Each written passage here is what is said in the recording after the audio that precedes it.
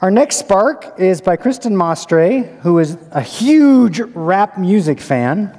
The title of her spark is Coming Out of the Cannabis Closet and Why It's Okay for You to Do It Too. Kristin writes community info on Feasting Fort Collins, Fresh Air Fort Collins, and Budding Fort Collins. Okay, get that? Budding Fort Collins. She keeps it real every time. Welcome, Kristin.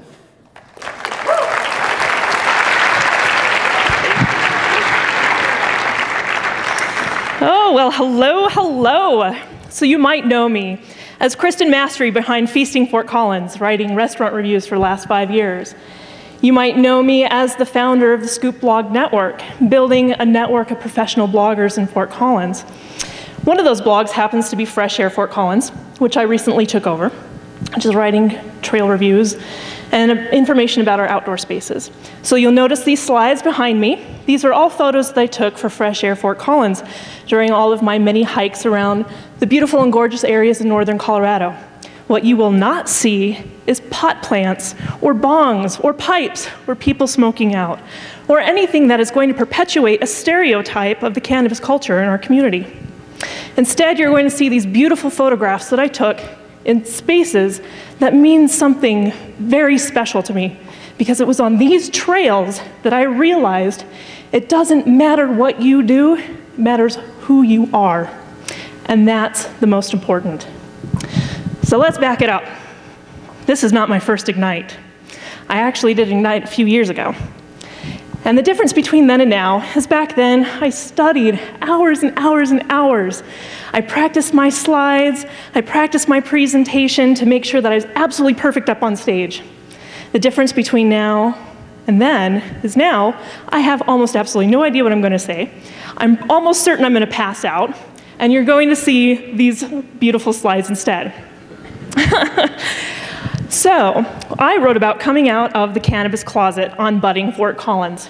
And really what that meant was I was telling the community about my lifetime of experience in the cannabis community. I grew up in the black market. My parents were growers and dealers. And I remember as a little kid being toted along to drug deals. And I remember standing in random front yards in sketchy neighborhoods while my stepdad did what he needed to do. I remember a DEA raid in my house. DEA agents in full riot gear and their bulletproof vests coming into my house and pulling plants from our garden and our grow operation out of our attic, and standing in the front yard and watching the whole time while our entire neighborhood watched on. It was a very traumatic experience for a little kid. So when I wrote about coming out of the cannabis closet, I wrote about both sides of the story, that I know what it's like in the black market and legalization. And so I actually became Mormon after that. I swore off drinking, swearing, doing drugs, everything, and I was going to be the perfect person, and I was for a very long time, until I met my husband. And it was through him that I realized not everyone who drinks is an alcoholic, and not everyone who smokes is a stoner. And so that began my 16 years of experience as a consumer in the cannabis culture.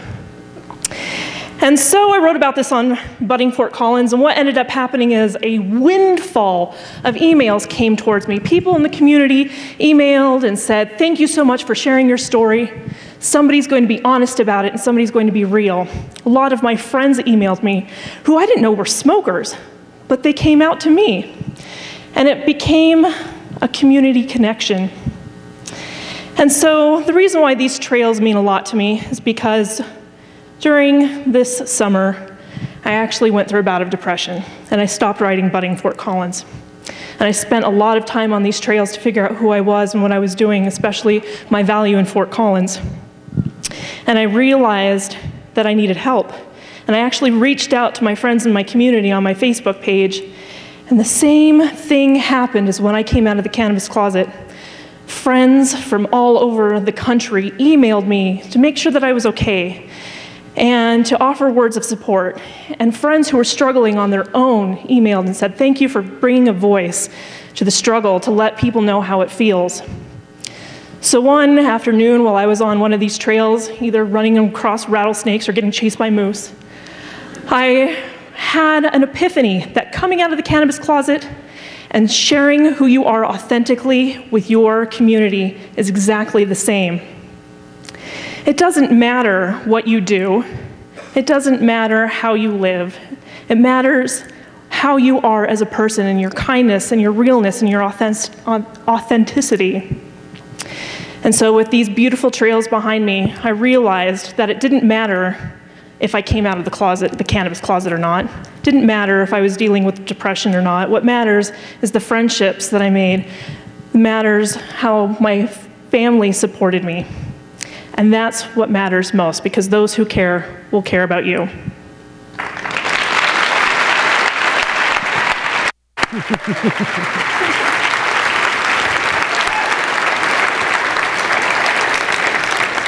Thank you, Kristin.